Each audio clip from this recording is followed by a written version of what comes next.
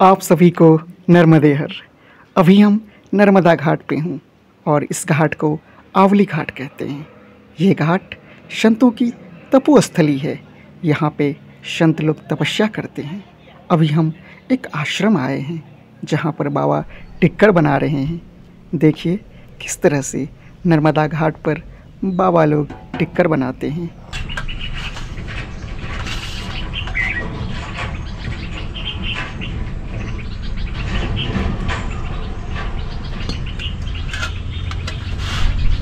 नर्मदा के तट पे महाराज जी भोजन प्रसादी बना रहे हैं खुद से। देखिए नर्मदे हर। अभी हम मध्य प्रदेश के आवली घाट में हैं। ये आवली घाट है और एक छोटा सा कुटिया है और इस छोटी सी कुटिया में प्रभु जी रहते हैं, सेवा करते हैं और पीछे नर्मदा माता का तस्वीर है। तो हम क्यों न सोचे आज महाराज जी से बात किया जाए और आप लोगों को सुनाया जाए और दिखाया जाए। तो सबसे पहले महाराज जी आपका स्वागत है नर्मदे हर। नर्मदे हर। महाराज जी कितना अच्छा लगता है, एक तरफ मैया नर्मदा का दर्शन होता है सुबह और आप यहाँ सेवा करते हैं और जीवन से अब अंतिम पड़ाव में भगवान माता नर्मदे का याद करते हैं। कितना सुख प्राप्ति होती है दिल में। हमको यहाँ पे जो सुख और शांति मिलती है वो कहीं दूसरी जगह नहीं मिलती है, क्योंकि हम तो सिर्फ माँ के दर्शन मात्र से ही हमारे जो शांति मिलती है। भजन तो बात अलग ही है, जितना भजन कर सके उतना अच्छा है, करते भी हैं। मगर दर्शन मात्र से ही हमको जो शांति मिल जाती है, यहाँ से हम कहीं आगे जाते हैं, कहीं बाहर निकल जाते हैं तो हमको चैन नहीं पड़ता।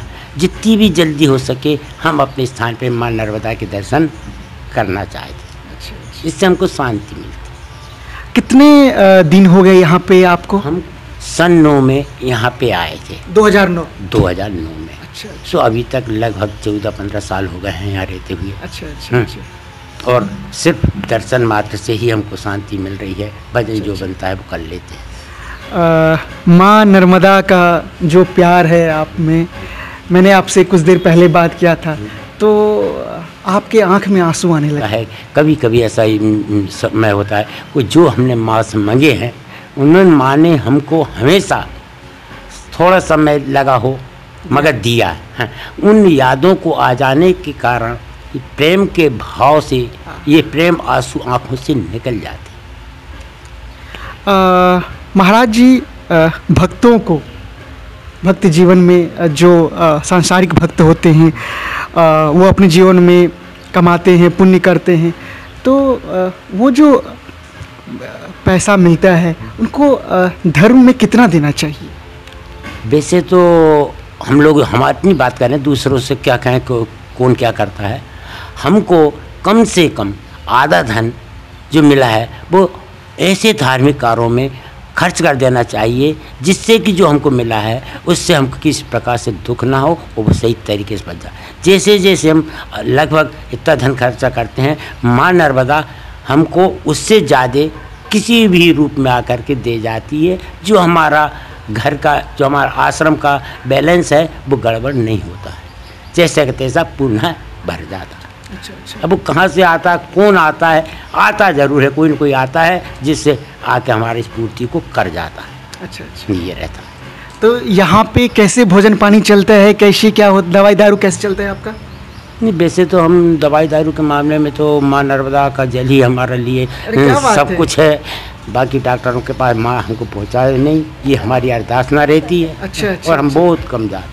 अच्छा। बाकी हमारा जो है वो इससे हमारे सब रोगों का नष्ट हो जाता है। अच्छा। हमको कोई रोग भी नहीं है शरीर में। अरे वाह, क्या बात है। जो कुछ भी दवाई का कुछ भी काम होता है तो सब नर्मदा माता खुद करती है।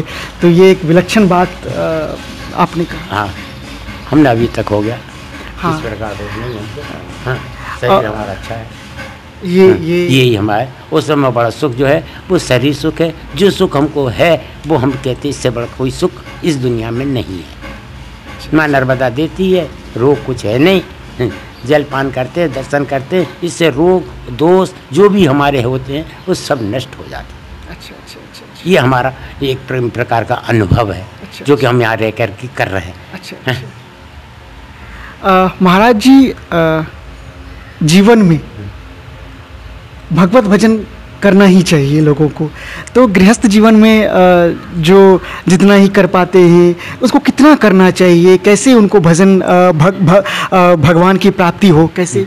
नहीं, जैसे अब आपने पूछा गृहस्थ जीवन का, हम ये बात को मानते हैं, सब में बड़ा आश्रम जो है गृहस्थ आश्रम होता है। अगर मान लो साधु महात्मा जितने भी नागा सन्यासी त्यागी अन्य हैं जो करते हैं उनको करना, क्योंकि बाना को पहना है आपने तो आपको करना अनिवार्य है। उनसे गृहस्थ जीवन में रहकर मान लीजिए कम से कम 10% भी यदि करते हैं तो उनसे 100 गुना ज़्यादा मिलता है गृहस्थ आश्रम को। हाँ, साधु संतों से जो सिर्फ एक उठकर भगवान का नाम ले लिया और अपने काम में लग गया, नहाया हो या नहीं नहाया हो ये उसकी कोई ज़रूरी नहीं है, उसने सिर्फ नाम लिया, नमन किया भगवान को और अपने काम में लगे। जैसे तुलसीदास जी ने कहा है कि कर्म प्रधान विश्व कर रखा है, तो वो उस बात को मान के चलता है गृहस्थी आश्रम कि मैं कर्म करूँगा तो ही तो पाऊँगा, ये पाऊँगा कहाँ से? तो वो अपने कर्म करता है, थोड़ा सा भजन कर लिया जितना उससे बन सका, तो उसको साधु संतों से कम 10 गुना ज़्यादा भगवान फल देते हैं गृहस्थ लोगों को। गृहस्थ लोगों को, क्योंकि गृहस्थ आश्रम सब में बड़ा आश्रम है, इससे बड़ा कोई दूसरा आश्रम नहीं है। जितने भी आश्रम हैं सब इनसे छोटे हैं। अच्छा अच्छा, तो गृहस्थ जीवन में भगवत प्राप्ति हो सकती है? हो सकती।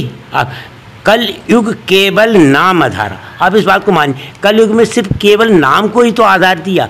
आप कर्म को करिए, आप जो भी कर्म करते हैं, नौकरी करते हैं, बखर घेरते हैं, ट्रैक्टर चला, जो भी करते हो वो आप उसको करते रहिए, वो विधिपूर्वक सत्यता से करिए।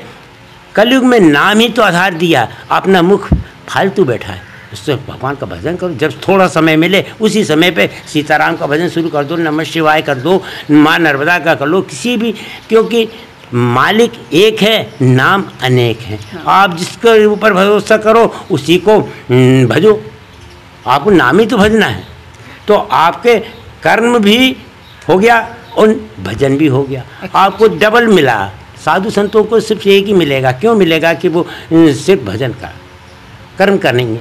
आपके पास कर्म भी है और भजन भी है, आपको डबल है। तो हम तो ये मानते हैं कि जितना गृहस्थ जीवन में सुख सुविधा और भजन का भाव बनता है उतना उनमें नहीं बनता। तो मतलब गृहस्थ जीवन में काम करते रहे और भगवान का नाम लेते रहे, बस भगवान का नाम भजन करते रहे और अपने कर्म को करते रहे। अपने जीवन में जो अपने कर्म दिए भगवान ने अपने, उन कर्मों करें, अच्छे कर्मों को करें, बुरे कर्मों से ज़रा जहाँ तक हो सके वहाँ तक बच के चलें। अच्छा, अगर महाराज जी पाप हो गया है गृहस्थ जीवन में, तो हम कैसे फिर उसको सुधारें और कैसे फिर हम क्योंकि होता है पाप होने पर लगता है जब सब कुछ नष्ट हो गया है। होता है, ये तो ज़रूरी है, क्योंकि जोड़ा है पुण्य और पाप का, हर चीज़ में जोड़ा होता है। इस प्रकार से अपने से वो भी होता है, पाप भी होते हैं। अब उनके लिए क्या? पश्चाताप बताया। पश्चाताप का मतलब उस नाम को, उस पाप को स्मरण करते हुए भगवान का भजन करना चाहिए, भगवान से माफ़ी मांगना चाहिए। भगवान ये काम तो हो चुका, अब उसके लिए तो मैं कोई पीछे सुधार नहीं सकता, हो तो चुका, अब इस कर्म को हटा के मेरे उससे कि मैं अब कभी भविष्य में ना करूं और जो किया उसके लिए क्षमा कर। हाँ भाई, तो उसमें कुछ न कुछ तो मालिक शरण गए का मरण कहीं होता नहीं है। जब अपन किसी की शरण में जाएंगे तो वो नहीं मारेगा, अपने को छोड़ देगा। अगर अपन घमंड और उससे पास में पहुंचेंगे तो जरूर मारेगा।